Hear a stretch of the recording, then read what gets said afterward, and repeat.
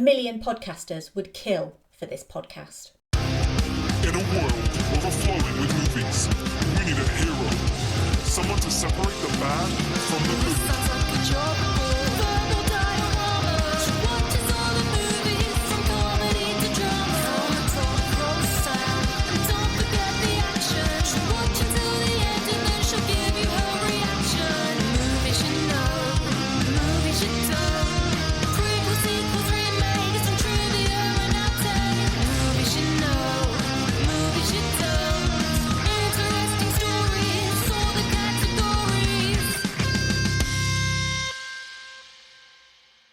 Hi everyone, I'm Em and welcome to Verbal Diorama episode 90, The Devil Wears Prada. This is the podcast that's all about the history and legacy of movies you know and movies you don't. So, welcome once again, this is episode 90. Oh my gosh, I can't believe I've done 90 episodes of this podcast. I hope that you're all continuing to keep safe and well. Welcome back to all returning listeners, and for brand new listeners, know that here at Verbal Diorama we provide a welcoming and nurturing environment for new starters, a little bit unlike Runway magazine. There's lots going on here at Verbal Diorama, episodes every week, except when I take a mandated break week like I did last week. Plus lots of new things kind of always going on in the background. There's a brand new animation podcast called Rotoscoperama, plus some brand new exclusive episodes on the horizon just for patrons. I'm currently hiring a first and a second assistant. Let Verbal Diorama HR know if you're interested in applying. That is completely false. There is literally nothing. I can't afford to pay anyone. I'm an independent podcaster. That's not going to happen.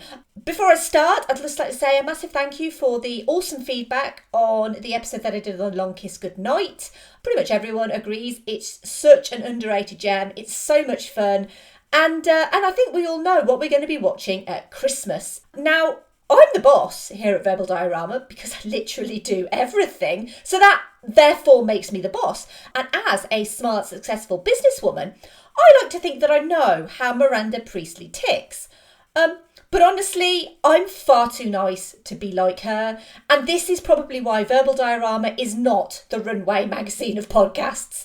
Let's be honest. Here's the trailer for The Devil Wears Prada.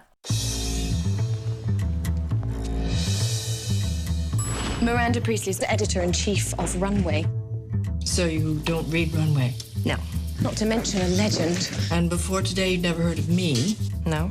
You work a year for her and you can get a job at any magazine you want. You have no style or sense of fashion? No. That wasn't a question. You got a job at a fashion magazine?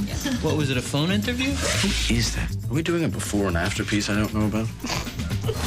In the world of high fashion. There you are, Emily. Actually, it's Andy. My name is Andy. A million girls would kill for this job. Is there some reason that my coffee isn't here? Did she go to Rwanda for the beans or something? Where so much is at stake. I need 10 or 15 skirts. Goodbye! Hello? Where are my eggs? Lingerie. She is vicious. Andy Sachs is about to discover She hates me, Nigel. There's a way that you can help me. Little Crisco and some fishing line and we're in business. it's not just about what you wear. What do you think? Andy, you look so chic. You look so thin. Do I? Just one stomach flew away from my goal weight. It's about who you are. Nate. I got it. Let me talk to her. No, that thing with the phone. I'm leaving right now. Do you know why I hired you? I see a great deal of myself in you. The person whose calls you always take, that's the relationship you're in. Let me know when your whole life goes up in smoke. When is it's time for a promotion? People think that success just happens to you. It doesn't. You want this life? The decision's yours. The Devil Wears Prada. In New York, enthusiastic and naive graduate Andrea Andy Sachs is hired to work as the second assistant of the powerful and sophisticated Miranda Priestly, the ruthless and merciless editor-in-chief of Runway, the biggest fashion magazine in the world. Andy dreams of becoming a serious journalist and wants to use the opportunity at Runway as a springboard to greater success.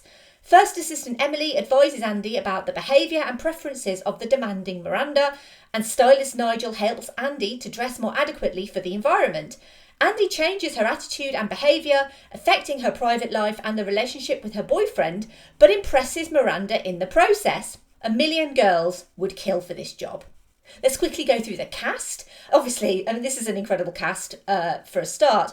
We have Meryl Streep, the one and only Meryl Streep, as Miranda Priestly, Anne Hathaway as Andrea Sachs, Emily Blunt as Emily Charlton, Stanley Tucci as Nigel Kipling, Simon Baker as Christian Thompson, Adrian Grenier as Nate Cooper, Giselle Bundchen as Serena, Tracy Toms as Lily, Rich Summer as Doug, and Daniel Sunjata as James Holt. We also have cameos in this movie from the likes of Valentino Garavani, Giancarlo Giametti, Carlos de Souza, Bridget Hall, Robert Verdi and Heidi Klum, all as themselves, and writer Lauren Weisberger as the twins' nanny. Robert Verdi is an openly gay fashion commentator for E! He actually auditioned for the role of Nigel, but later claimed they had no intention of hiring him and just wanted to use him as a template for the actor eventually cast, which was Stanley Tucci. The screenplay for The Devil Wears Prada was by Aline Brosh McKenna. She also co-created the excellent Crazy Ex-Girlfriend, which I highly recommend because Aline Brosh McKenna and Rachel Bloom, they are the creators of Crazy Ex-Girlfriend and they are absolutely fantastic writers. Please watch Crazy Ex-Girlfriend, it's so much fun. It's based on The Devil Wears Prada by Lauren Weisberger and it was directed by David Frankel. So Lauren Weisberger, the writer of the source material novel of the same name, had spent time working at Vogue as the personal assistant of Anna Wintour, and that's a name that's going to be frequently mentioned in this episode, as the character of Miranda Priestly is widely recognised as being partially moulded on Wintour. It's a roman éclair, a fictional account based on real experiences and people. Anna Wintour, editor-in-chief of Vogue since 1988 and global chief content officer for Condé Nast since 2020. She's also artistic director of Condé Nast and global editorial director of Vogue. So, basically sitting around twiddling her thumbs all day. She was also the artistic inspiration for Edna Mode in The Incredibles. That's episode 30 of this podcast. Anna Wintour is often described as emotionally distant, a perfectionist, intimidating and aloof. Her angry outbursts led to her being nicknamed Nuclear Wintour, a sobriquet she has asked the New York Times not to use again. She has high standards not just for herself but for Vogue. She's on record for asking high-profile celebrities such as Oprah to lose weight before appearing on the cover. Anna Wintour is really the ultimate control freak, but despite her reputation, her personality traits and her elitist lifestyle, you can't say that she's not successful and good at what she does. While Miranda is fictional, the woman that she's partially based on is very real. And like Miranda, Anna Wintour is a successful businesswoman who just doesn't act like we'd expect a woman to act. And that's something that I'm going to come back to, so let's put a pin in that. Weisberger's experiences of moving to Manhattan and working for Anna Wintour at Vogue for 10 months formed the basis for her first novel, The Devil Wears Prada, and before its completion and publication in 2003, 20th Century Fox Executive Vice President Carla Hacken had purchased the film rights after only seeing 100 pages of manuscript and an outline for the rest of the plot. The deciding factor was Miranda Priestly, and Carla Hacken called her one of the greatest villains ever. It goes without saying, and to quote Aline Brosh McKenna's Crazy Ex-Girlfriend, it's a lot more nuanced than that. So comedy directors were sought for the directorial job for The Devil Wears Prada, but eventually David Frankel was hired despite only having made one movie in the past. That was 1995's Miami Rhapsody, which he also wrote, and that starred Sarah Jessica Parker, Mia Farrow and Antonio Banderas. But he did have quite a lot of TV experience, namely on Sex and the City and Entourage. The former Sex and the City also being set in New York, featuring a primarily female cast and also very heavily stylised. He got the job on The Devil Wears Prada for his frankness on the adaptation. He actually thought it originally undirectable. He believed it demonised and punished Miranda unnecessarily. It was David Frankel who suggested to producer Wendy Feinerman that excellence should be celebrated. After deciding to walk away from The Devil Wears Prada, his agent asked him to reconsider, and he took the job, as well as gave Feinerman extensive notes on how the adaptation of the book to movie could be reworked in order to make the movie work a lot better. And there are a lot of differences between the book and the movie. Originally, the multiple versions of the draft screenplay, they were each individually written by Peter Hedges, Paul Rudnick and Don Roos. They very closely followed the storyline in the book, and they resembled more of a satire, kind of along the lines of 2001 Zoolander, with Miranda getting her comeuppance at the end and basically serving as a revenge plot for Andy. This idea was scrapped as it was felt that the third act of the novel wasn't strong enough to translate to film, and Aline Brosh McKenna was brought on board, in part to bring her experience of being a 20-something new writer living in New York City. She produced a draft which struck the right balance between the source material and a fresh take on the professional relationship and conflict between Andy and Miranda, which both Frankel and Feineman really liked. McKenna took advice from people in the fashion industry about their actual exchanges. You might think that the comments in this movie between characters are mean-spirited. However, the fashion industry is cutthroat. There are no pep talks. You just get on with your job. You don't have time to be nice to someone inferior to you. And the scene between Andy and Nigel is a really good example of that. One thing that the team universally agreed on was that book version of Miranda was far too mean. They decided to tone down her cruel behaviour and insults. I mean, that's not the Miranda that we ended up with, and I'm going to come back to that, because at this point Fox still hadn't greenlit The Devil Wears Prada.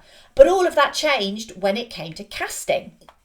So casting got underway, and there was literally only one choice for Miranda. Fox actively focused on pursuing Meryl Streep. Carla Hacken, when informed that Meryl Streep had read the script and agreed to meet with David Frankel, recalls the mentality of please God, let it be Meryl. Streep would meet with David Frankel and liked the idea for the movie and could see it being a huge hit. However, she had caveats. And if you're Meryl Streep, then you have caveats. People listen to what you have to say. She wanted Miranda to be more than just a pantomime villain or a caricature. Miranda was to be a savvy businesswoman, but also a fully formed woman in her own right. She wanted the movie to celebrate Miranda's achievements. Meryl Streep was key to several script changes to help humanise Miranda and also appreciate her business acumen. Additionally, Streep didn't feel that the salary that they were offering to her to play Miranda was reflective of her value to the film. After negotiations, and we could say channeling her into Miranda Priestly, her salary was doubled to $4 million, to which she signed on, and Fox then officially greenlit the movie. And I think we can all agree that Meryl Streep is definitely worth $4 million for this movie. She's actually worth considerably more when you take into account how much the movie actually ended up making. But we'll come back to financials a bit later. While Anne Hathaway is literally ideal for Andy, she wasn't first, second, third, fourth, or even fifth choice. According to Hathaway, she was ninth choice for the role.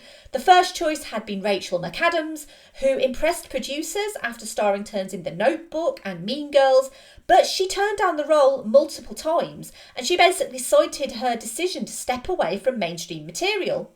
Indeed, at that point, Rachel McAdams took a brief hiatus in 2006 after making Wedding Crashers and Red Eye. Claire Danes and Juliette Lewis were also considered, along with 5 unnamed other actresses, before Anne Hathaway was considered, and Anne Hathaway actively sought out the part. She met with Carla Hacken. She traced Hire Me into the sand of the Zen garden on Carla Hacken's desk. And Anne Hathaway had a strong teen audience, especially from the Princess Diaries movies. And the studio didn't actually realise how popular her star was. But, you know, to quote the best film ever made, The Mummy, patience was a virtue when it came to Anne Hathaway getting the role of Andy Sachs, because she did get the role, obviously, and she relished the opportunity to work with Meryl Streep. But honestly, it really changed the course of her career. It opened her up to the possibility of more adult roles, including acclaimed roles in things like Rachel Getting Married and Les Miserables. And arguably, without The Devil Wears Prada, Anne Hathaway may not have had that transitional success that she then had.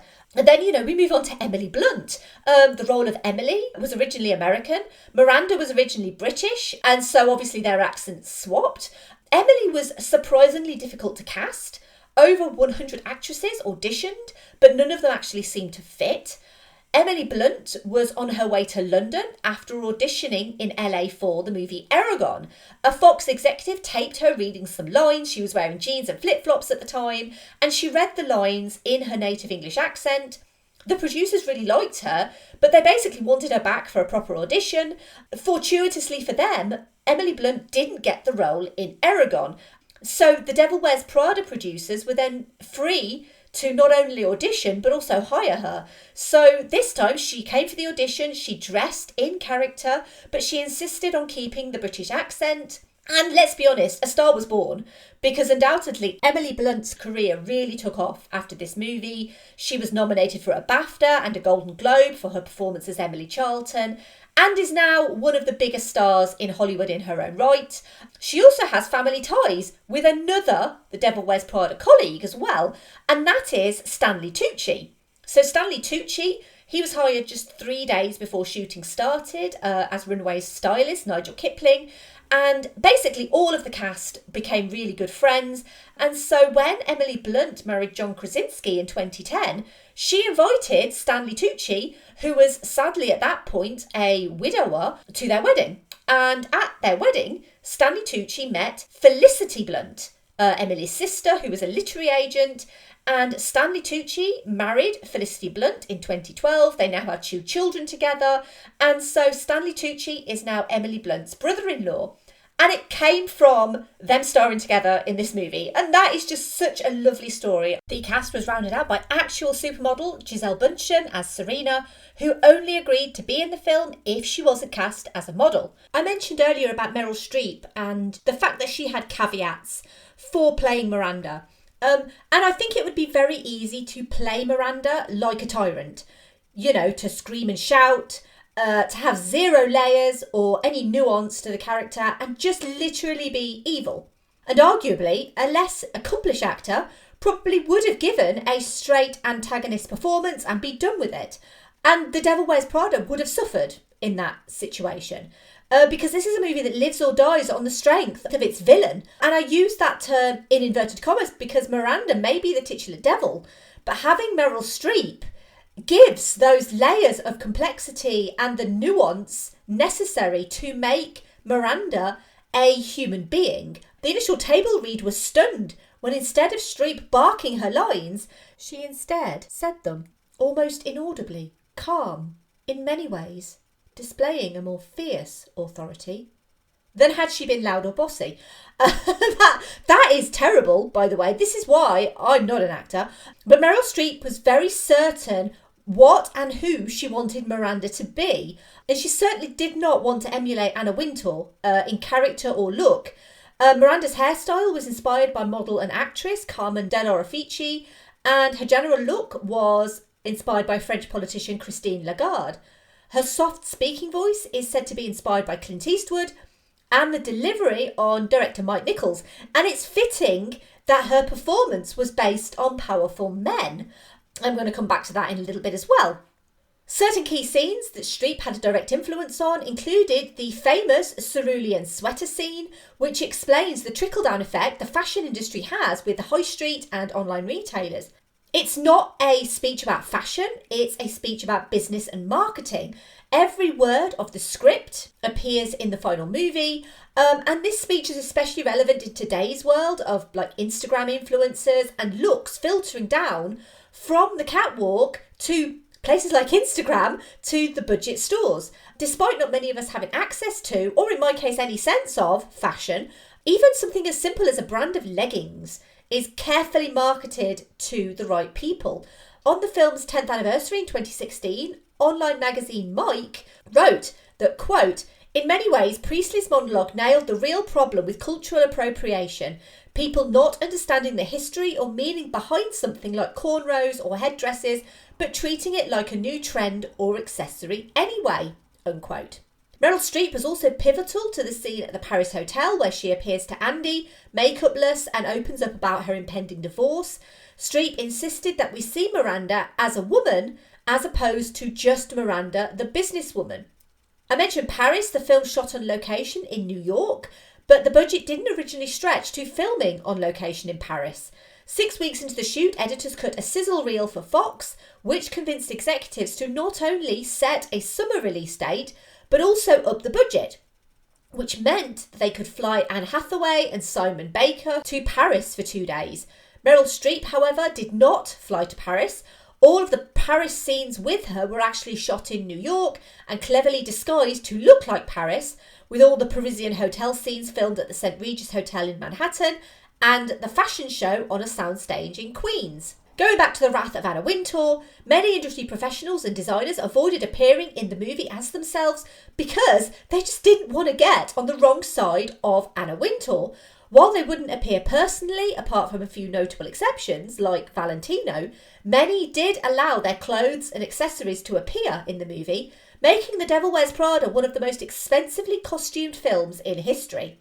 So let's talk about the fashion. And bear in mind, I am not a fashionable person. I'm sitting here recording in literally leggings and a sweatshirt. This is basically lockdown uniform for me. So I have no idea what is fashionable and what isn't. But $12,000 handbags and $40,000 fur coats were commonplace on set. And film stylist Patricia Field, more impressively, only had a costume budget of $100,000. But thankfully, she had a lot of friends in the fashion industry. Meryl Streep had 60 costume changes alone, and as the head of a fashion empire, had to look expensive, high-end and stylish at all times. Obviously, Prada was prominently placed. The movie opens with Miranda carrying a grey Prada bag costing $1,445, with Streep also wearing a Prada suit in that scene. 4 out of 10 of the shoes on Meryl Streep's feet were Prada. Valentino, who cameoed, as I mentioned, provided Streep's black gown for the party. And Patricia Field used the archives of Donna Karan to create a wardrobe for Miranda with a flattering silhouette and a timeless elegance. Field had previously worked on Sex and the City, which is, as I said, a similarly style-conscious show, which also brought Manolo Blahniks to the forefront of minds everywhere. The appeal of working with Meryl Streep was again undeniable. I mean, I didn't even work in anywhere the same field as Meryl Streep, and I would be over the moon to literally just talk to her. Meryl, just if you're interested, let me know, because I would just relish the opportunity to do literally anything with and for Meryl Streep. Even Anne Hathaway, who obviously the character of Andy is supposed to be less fashion conscious, she still wore high-end Chanel, Dolce & Gabbana and Calvin Klein. Chanel provided 50% of Hathaway's wardrobe, and the company were delighted to be shown on screen as the sort of young, fashionable choice for a young woman just starting out in the fashion industry. All of Patricia Field's hard work was worth it when she received a Best Costume Design Oscar nomination, which is especially interesting as the Academy is very fond of period costuming. Contemporary fashion rarely gets noticed for the Oscars. So the fact that this movie did, I think, is a testament to the brilliance of Patricia Field. And what's more impressive than the vast array of designers participating on the costuming for this movie, there were obviously those who wouldn't, many of whom Patricia Field won't name due to potential conflicts with Vogue. The most impressive thing is that Patricia Field only had 3 weeks to get the whole costuming department together. While most of the costumes remain on hangers and just for display in the background, the total amount of designer clothing, jewellery, shoes and bags in this movie is estimated to be worth around $1 million alone. Obviously, a lot of the stuff was on loan. They didn't really purchase a lot of the things, but still, it's $1 million on screen, even if it is a loan. And Anna Wintour, well, she attended the New York premiere of The Devil Wears Prada, in Prada, of course, and apparently she likes the film and she likes Meryl Streep's performance in particular. So ultimately, although a lot of people were worried about the wrath of Anna Wintour when the film was being made, Anna Wintour actually likes this movie. So I think that's probably the highest possible endorsement that you could get for The Devil Wears Prada. I think that there is a general kind of discourse about this movie that I have seen online about Andy and about how she changes to fit the mould of Runway. And I just want to kind of take a bit of a personal slant on it and say that the truth is that everyone kind of has this one job, the one that you really, really want or the one that you really, really need to stick it out at. The one with the awful boss who's demanding, rude, and seemingly ungrateful for your efforts. But as it is mentioned in this movie, if Miranda were a man, her personality traits in the workplace would be completely acceptable. We expect male bosses to be demanding and rude, and we expect female bosses to be demure, polite, and thankful. It's a societal misogyny that's almost bred into us that women who have chosen the workplace and are ambitious, cold, and impossible to please are automatically the B word. And I'm not going to say the word because this is a family-friendly podcast, but you know which word I mean. But if a man is all of those things, then it's fine. He's just hardworking and determined. I want to mention Taylor Swift because Taylor Swift is quoted about the music industry, and I think it really sums this up perfectly. She said, and I quote, "If a man does something, it's strategic. If a woman does the same thing, it's calculated. A man is allowed to react. A woman can only overreact. A man does something, confident and bold. A woman does it the same way and she's smug. A man stands up for himself. A woman throws a temper tantrum." And it's so true. It really is. I'm not going to suggest I'm any sort of level in business as Miranda, but working with men like I do, you see the differences between men and women in the workplace, how men are spoken to and how women are spoken to. And I can only have, honestly, the utmost respect for Miranda Priestly, even if she is completely fictional, getting to where she's got, being the consummate professional, working hard and gaining the respect that she has. She actually has every right in the world to not be nice to people. She does not owe anyone anything. And I think that's really important, is that yes, it is good to be nice. I like to be nice to people, but you are not entitled to my niceness. And it's very much the same with Miranda. She has earned where she is. What it all kind of comes down to for me is it goes back to Meryl Streep's pitch perfect performance. We get just enough of a glimpse behind Miranda's professional facade to know that she's just a woman under extreme pressure to get every little thing right. Because if she were to ever make a mistake, her neck would be on the line. At the end of the movie, it very almost is until she strategizes. It costs Nigel a promotion, but to Miranda, it's collateral damage because there are no friends in business, especially in the fashion industry. No one needs to be nice. Miranda does not have time for niceties. And then we realise that Andy might not want to admit that she's as ambitious and driven as Miranda, that she could never do what Miranda does until she realises that she actually did do what Miranda does. She isn't defined by her relationship with her boyfriend Nate, who is the actual worst, by the way, for not understanding that she has work commitments on his birthday.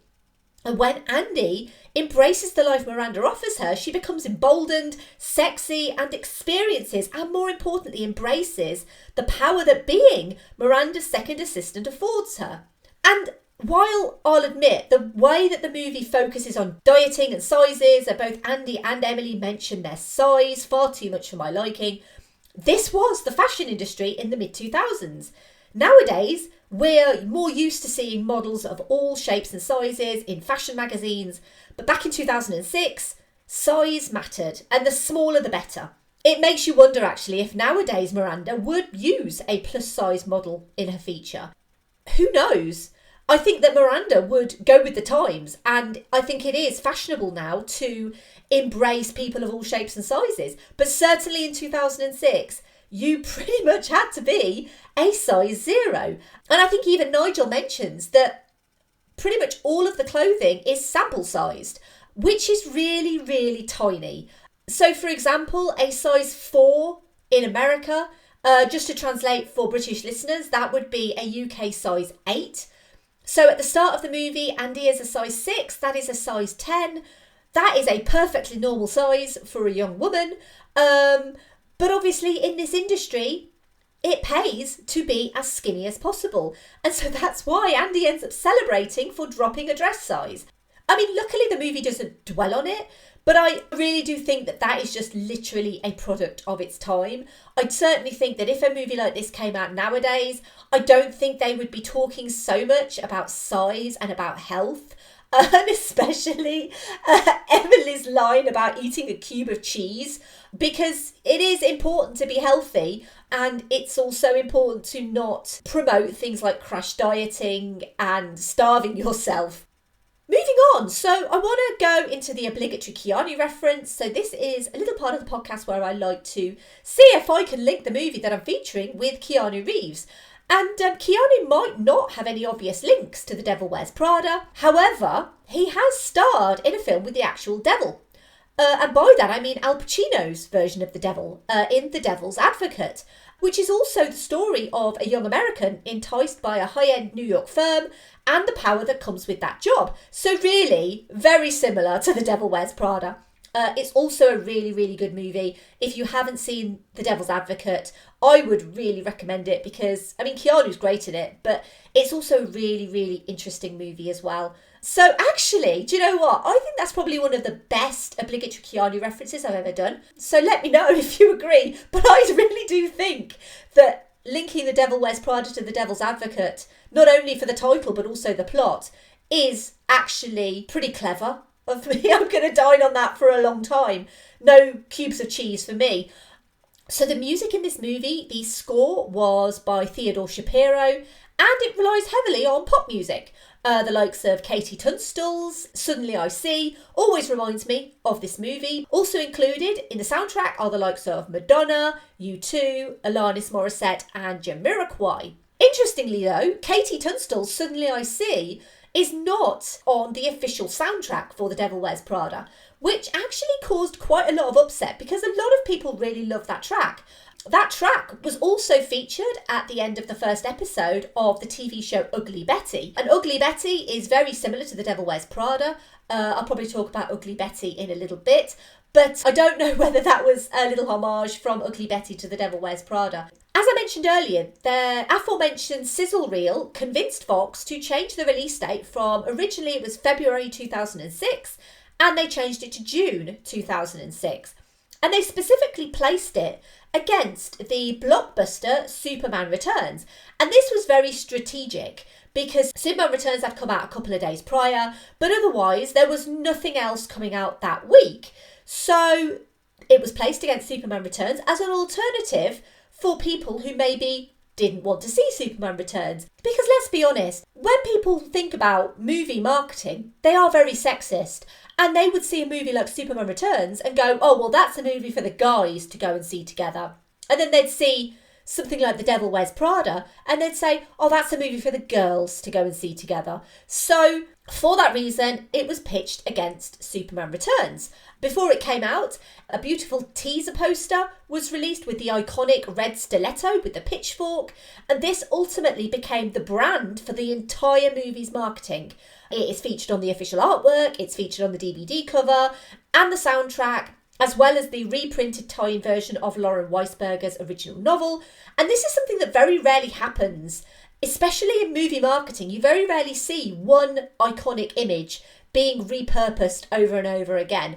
But that iconic red stiletto, you know as soon as you see that it's The Devil Wears Prada. So as I mentioned, The Devil Wears Prada was released in the US on the 30th of June 2006, 2 days after Superman Returns. It placed second at the box office against Superman Returns, which was expected. Superman Returns was a highly anticipated return, so to speak, for the Man of Steel, but most importantly, The Devil Wears Prada had no other competition that week. The following week, Pirates of the Caribbean Dead Man's Chest would be released and would obliterate the box office completely, but The Devil Wears Prada stayed strong against Superman Returns. In that second week, only $7 million or so behind Superman Returns.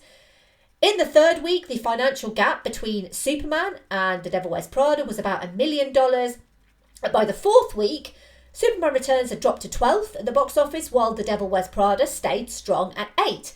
So there was a really strong residual audience for The Devil Wears Prada that Superman Returns just didn't seem to have.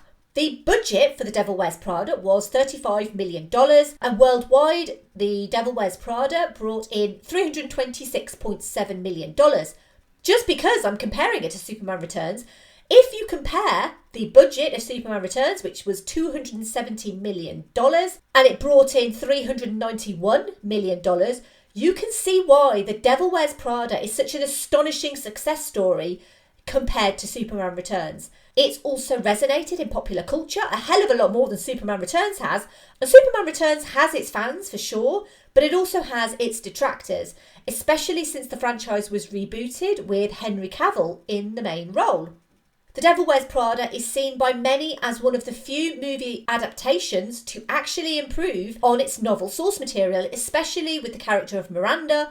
Critics agreed that Meryl Streep's performance was standout, with added complexity and character to what could have easily been a one-note villain. And when it came to awards season, I've mentioned a few of them already, but the Academy Awards, it garnered a nomination for Best Costume Design, as well as Best Actress for Meryl Streep. One of her 18 nominations, she's also had 3 wins. This was her 14th Academy Award nomination, which again is astonishing if you look at Streep's body of Oscar-nominated and winning work, things like Sophie's Choice, Kramer vs. Kramer, Out of Africa, Doubt, and then The Devil Wears Prada is just there, and it's completely different to anything else she's ever been nominated for, except maybe Into the Woods. But again, the role of Miranda is just completely different. It was also nominated for 5 BAFTAs, including Best Actress for Meryl Streep, Best Supporting Actress for Emily Blunt, Best Adapted Screenplay, Best Costume Design and Best Makeup and Hair. Didn't win anything at the BAFTAs either. At the Golden Globes, Meryl Streep did win Best Actress in a Musical or Comedy, and Emily Blunt was again nominated for Best Supporting Actress, and the film for Best Motion Picture Musical or Comedy. Obviously it didn't win those, but Meryl Streep did win Best Actress. Out of the 62 awards in that awards season, The Devil Wears Prada would go on to win 16. But the fact that this movie was nominated for 62 awards, I think really goes to show what a special little movie it is. I think it's often overlooked by people as being a bit of a chick flick in a very derogatory way. But this is more than that. This is really, really interesting and important and really, really influential, actually. So, Lauren Weisberger did write a book sequel called Revenge Wears Prada, which was published in 2013. However, it seems like a movie sequel is just never going to happen. Meryl Streep is especially unwilling to make a sequel. Sometimes you just have a good thing and you don't sully it with unnecessary sequels. Pirates of the Caribbean. A musical based on The Devil Wears Prada with a score by Sir Elton John was hoped to play on Broadway. An initial reading was performed in July 2019 and a premiere run was announced for July and August 2020 at the James M. Nederlander Theatre in Chicago. However, we all know that 2020 has had a bit of a global pandemic going on, so that never happened and no further news has been announced about it since. A TV show was proposed for the 2007-2008 season on Fox, but it never even got to shooting a pilot, presumably because Ugly Betty had premiered in 2006 and features a similar setup, with a young woman joining a fashion magazine as a personal assistant to the editor-in-chief, based on the Colombian telenovela. And like I say, Ugly Betty and The Devil Wears Prada are sometimes compared. Ugly Betty is a lot of fun, but as it's based on a telenovela, it's a bit less serious and a bit more cartoonish than The Devil Wears Prada. But again, if you like The Devil Wears Prada, you probably would really enjoy Ugly Betty. Right, moving over to social media thoughts, and specifically we're going to start with the patron thoughts. So patrons get the opportunity to voice their opinions first, and they also get the opportunity to get a little plug if they have a podcast. So we're going to start with Simon, and he says, "This is a film that, on paper, has nothing that I should find interesting, and yet I love it. Superb performances, especially from the 2 leads, with some wonderfully quotable B-word comments. One of the very few non-Star Trek movies that my partner can watch more than once." And I do apologise for censoring the B word, only because I didn't say it earlier on. And I kind of felt like it would be very hypocritical of me to not say the B word earlier and then use the B word in your comment. But I digress. So Simon is the co-host of the Exton Moss Experiment, as well as the Tonic Screwdriver and Oral Intercourse. He also owns his own production company, Maverick Productions, and is basically completely committed to providing excellent podcasts, as well as being the very first patron of Verbal Diorama, which I'm incredibly grateful for. Basically, if you like older British TV shows or gin, then you can't go wrong with any of the Maverick Productions podcasts. And we also have a comment from Andy from Geek Salad, and he says, "Seriously, it's all Meryl Streep all day, all night. Was there anybody else in this movie? Yeah, there is. But generally, yes, it is all about Meryl. You probably know by now if you're a regular listener, but Andy is one of the hosts of the always fashionable Geek Salad. I don't think they've done an episode on fashion, actually, but I wouldn't put it past them because they cover everything about geek culture, movies, TV shows, music, games, pretty much everything. He's by far my most prominent commenter, despite his dislike of Hook. And no, Andy, I'm still not over that. Anyway, I will put some links in the show notes for Maverick Productions and also for Geek Salad. Right, moving over to the rest of social media, and honestly, there's a distinct lack of comments on social media. I can only assume that the rest of you didn't want to get on the wrong side of Miranda Priestly, and I get that. She's very influential and prestigious. The only person who was willing to give a comment on social media was the wonderful Liz from the awesome Movie Reviews in 20 Qs podcast. I've been on that podcast twice now, and I always have the best time ever on that podcast. Anyway, so Liz, who's the only person, says, I really like this film, and I'm sure Sam would too if he gave it a chance. The casting is brilliant, especially Meryl Streep and Emily Blunt, as is the dialogue. I do think Andy's friends absolutely suck though. They should be supporting her, not piling on her. And we did have a bit of a Twitter conversation after this. Basically, I agree. I think her boyfriend sucks more than her friends. But yeah, her friends also suck. And her boyfriend also can't make a grilled cheese sandwich because it's all burnt. Like, who burns a grilled cheese sandwich? It's just the easiest thing in the world to make. Even I can make one of those. Anyway, so thank you, Liz, for your comments on Twitter. There are no comments on Instagram or Facebook.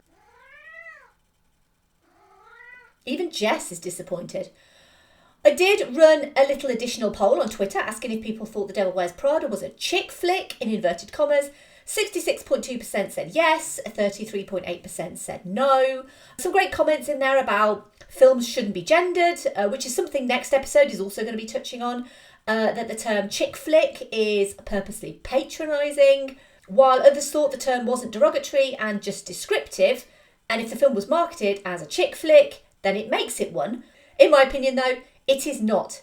The Devil Wears Prada is classed as a chick flick, which in my opinion is not entirely accurate and is probably a little bit insulting. This certainly isn't just a vapid noughties comedy. It's a story about generational gaps, fashion culture and the class war. It passes the Bechdel test with flying colours, and why would it not? It's female focused, female fronted, female written, both the book and the screenplay, and it highlights the struggles most women face in the workplace. It allows its female characters to have agency, ambition and respect, despite them not being the archetypal female character. Andy's journey between the class divide is highlighted by her transition from frumpy, real journalist to stylish fashion queen. Of course her friends and boyfriend don't understand. She's becoming Miranda. It's only when she really understands this that she rejects the life, despite earning Miranda's ultimate respect. It's a little like the daughter desperate for acceptance from the mother, but then turns into the mother themselves. And this isn't a movie about finding your way in the world. It's about entering high society. And that's why it appeals, because not many of us will ever get a glimpse into that lifestyle ourselves. So we watch and experience it vicariously through Andy. We live in a world of patriarchal societal norms where women are constantly questioned on every single ability, whether it's business, raising a family or everyday life. There is always someone there who's going to question what a woman does, whether she's doing it right and why is she doing it. And where The Devil Wears Prada is concerned, there's nothing quite as intoxicating as power when you're not used to having it. Thank you for listening. As always, I would love to hear your thoughts on The Devil Wears Prada. If you loved this episode, you can help Verbal Diorama grow and be noticed by others by doing one of the following things. So you could leave a 5-star rating or review on Apple Podcasts or Podchaser. You could retweet or like posts on social media because that always helps with visibility. And you can also tell your friends and family about this podcast and basically share it with as many people as possible. And if you did like this episode specifically on The Devil Wears Prada, you might also like one of the following episodes. Episode 20, Edge of Tomorrow, because it's excellent Emily Blunt. And I thank The Devil Wears Prada for so much, but mostly I thank Devil Wears Prada for Emily Blunt, because Emily Blunt is outstanding, and she's never more outstanding than she is in Edge of Tomorrow. She is an absolute queen. If you've not seen Edge of Tomorrow, go and watch it for Emily Blunt, because she is awesome in that movie. Episode 21, Legally Blonde. And this was a bit of a wild card choice, but I kind of felt like there were a lot of similarities between the stories in Legally Blonde and in The Devil Wears Prada. Elle may become a lawyer to chase Warner, but she's actually really good at being a lawyer. And she kind of gets that intoxication of being a lawyer. And I just think it's a really fun movie. And again, it's a movie that is called a chick flick. It is so much more than that. There's so many more levels of nuance and complexity in Elle Woods. And it's just a really, really fun movie. And episode 59, Death Becomes Her, because how can you not want more excellent Meryl Streep? And she is really, really fun in that movie. If you haven't seen Death Becomes Her, I would absolutely recommend it. And then I would recommend listening to my episode on Death Becomes Her, because I really, really love that movie. And it's for Meryl Streep and Goldie Hawn. And to be honest, it's the only other Meryl Streep movie that I've covered, so I had to include it. Obviously, give me feedback on my recommendations. Let me know if you think I missed anything. The next episode of the podcast, I am going to be having the time of my life. And I'm going to be getting a guest along for the ride. Mark Asquith, the CEO of Captivate and Rebel Base Media, is going to be carrying watermelons with me to discuss the iconic Dirty Dancing. It was recorded a couple of months back, and it's a delightful discussion on Dirty Dancing, so make sure you stick around for episode 91. Nobody puts verbal diorama in the corner. You can follow me on Twitter, Facebook, Instagram and Letterboxd at Verbal Diorama. Do you want exclusive episodes of Verbal Diorama? If so, you can sign up at patreon.com/Verbal Diorama to support this podcast, and you get some fab perks, including now exclusive episodes, because on April Fool's Day of all days, I hit 20 patrons, 20 magical patrons. I have some thanks to dish out. Firstly, to Mark of 100 Things We Learned from Film podcast for becoming patron number 19. And then a few hours later, Brendan also became a patron number 20, meaning my 20 in 2020 target had been achieved. A huge thanks to Mark and Brendan for becoming patrons of this podcast. As it currently stands, an exclusive episode of WandaVision will be your prize. Exclusive episodes are available for all patron tiers, and the episode on WandaVision will be out soon. And a massive thank you to all of the patrons of Verbal Diorama. They are Simon E, Sade, Hardy L, Claudia, Simon B, Laurel, Derek, Jason, Kristin, Kat, Andy, Mike, Griff, Luke, Emily, Michael, Matt, Trevor, Scott, Mark and Brendan. You are all wonderful. That's all. I do have a merch store. It's at teespring.com/stores/verbal diorama if you're interested. You can also email me general hellos, feedback or suggestions, verbaldiorama@gmail.com, or check out the brand new website, verbaldiorama.com. It's beautiful. You can also pop over to filmstories.co.uk where I write certain bits and pieces. I'm actually writing a new feature. My previous feature was on Grease 2. This one is not on Grease 2, but it is on a really, really interesting movie. And I'm currently writing that as we speak. Hopefully that will be published on the website soon. But there is a new issue of the magazine that's just dropped on people's doorsteps. So please check out the magazine, support Film Stories, read articles and stuff. That would be awesome. And finally, cue the fashion montage.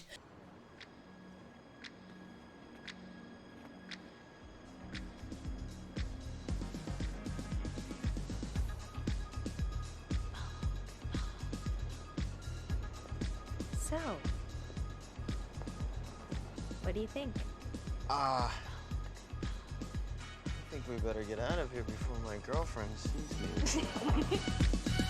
Look around, everywhere you turn is heartache. It's everywhere that you go.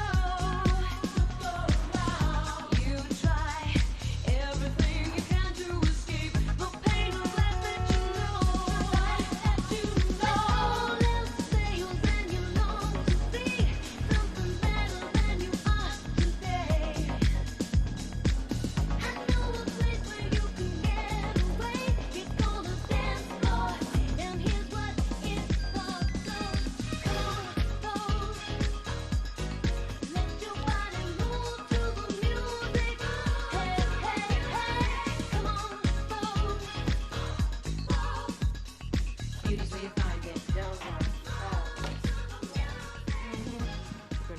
burgundy.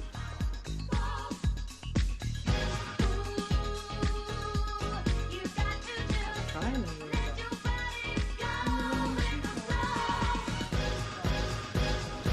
Bye. Movies you know.